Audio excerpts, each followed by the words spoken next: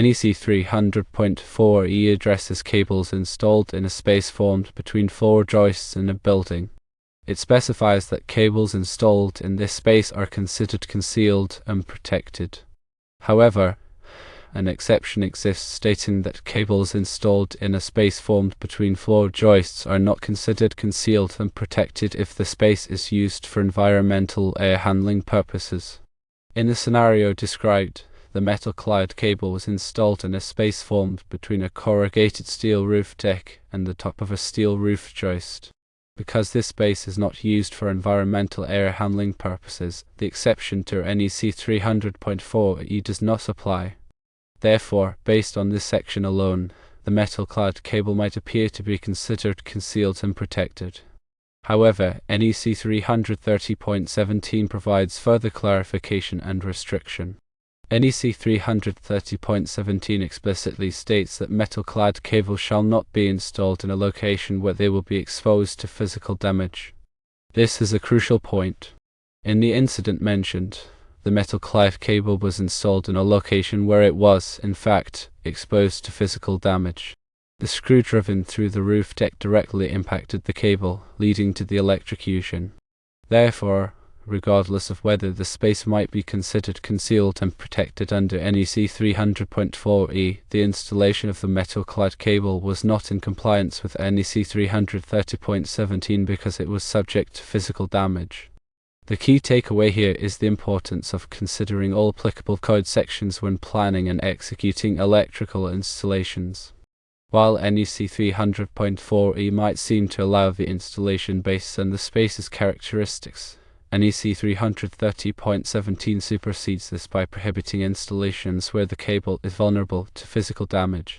To ensure compliance and prevent electrical hazards, carefully assess the environment in which the metal-clad cable will be installed. Identify any potential sources of physical damage such as screws, nails, or other objects that could penetrate or compromise the cable's integrity. If such risks exist, consider alternative wiring methods or provide additional protection for the metal-clad cable. This might involve using conduit, installing a protective barrier, or routing the cable to a safer location. Remember that electrical safety is paramount. Always prioritize compliance with the NEC and other applicable regulations to protect yourself and others from the dangers of electrocution and electrical fires. The installation needs to adhere to the rules specified in Article 300.4, which covers protection against physical damage. While it does not address every specific scenario, it establishes a general requirement for protecting wiring methods. Section 300.4 addresses protection against sharp edges.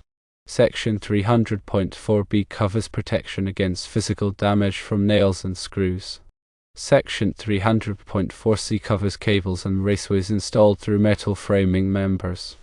Section 300.4d covers cables and raceways parallel to framing members. Section 300.4e covers cables and raceways installed in shallow grooves.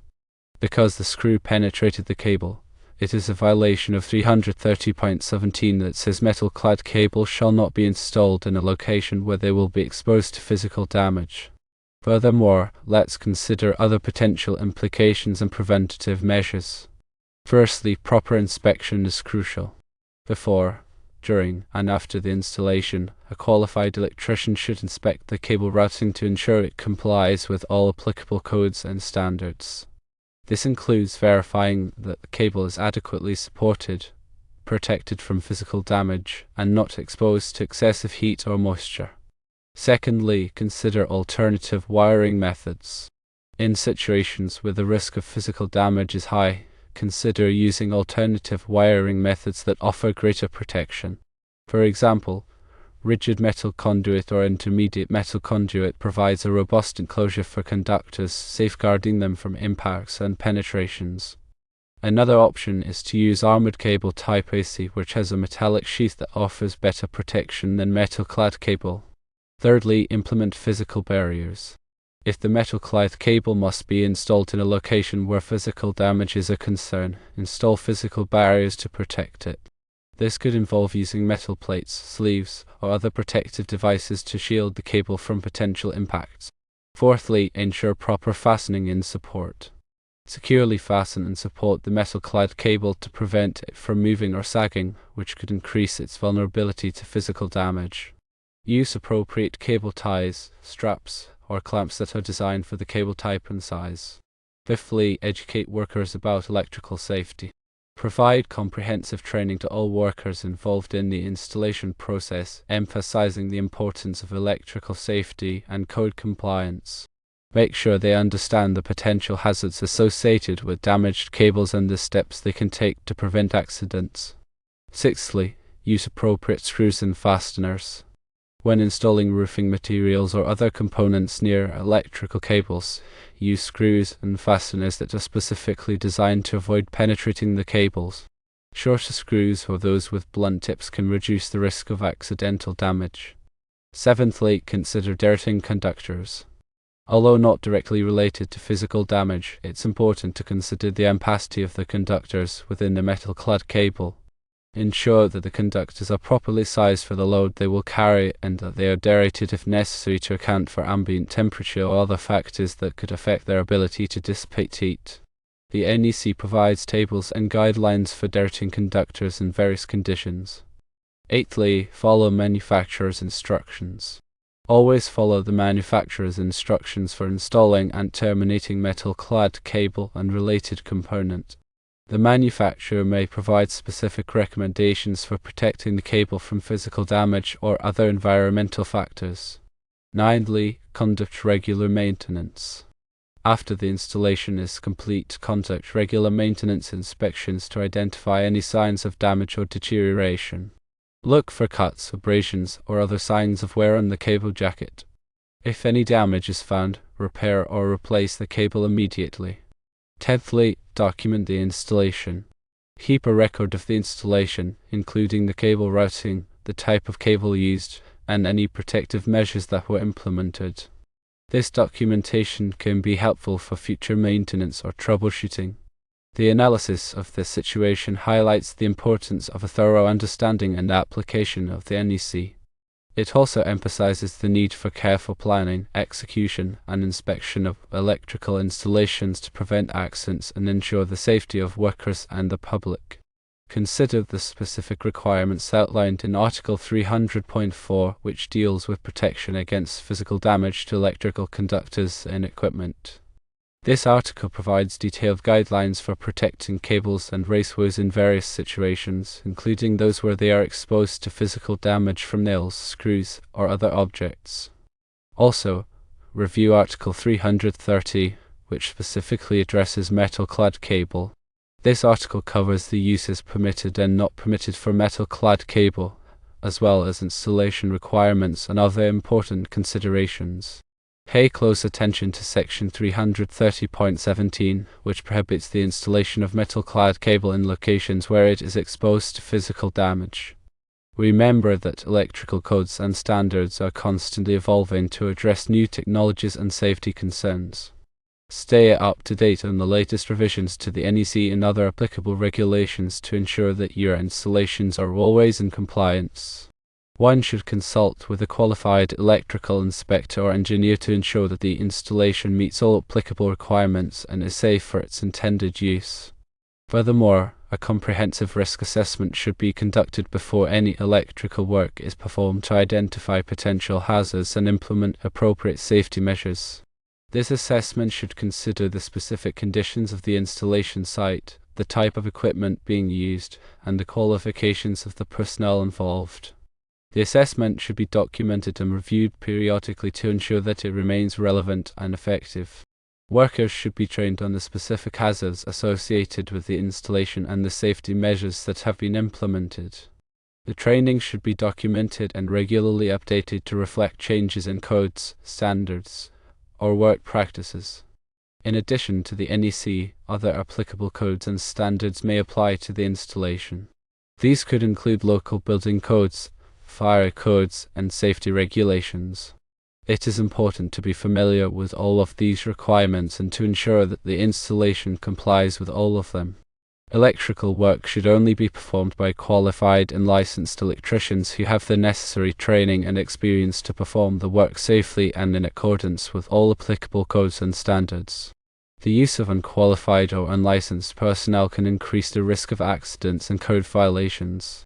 Before beginning any electrical work, a detailed plan should be developed that outlines the scope of the work, the materials and equipment that will be used, and the procedures that will be followed. The plan should be reviewed and approved by a qualified supervisor or engineer before work begins. During the installation, regular inspections should be performed to ensure that the work is being performed in accordance with the plan and that all safety measures are being followed. Any deviations from the plan should be documented and approved by a qualified supervisor or engineer.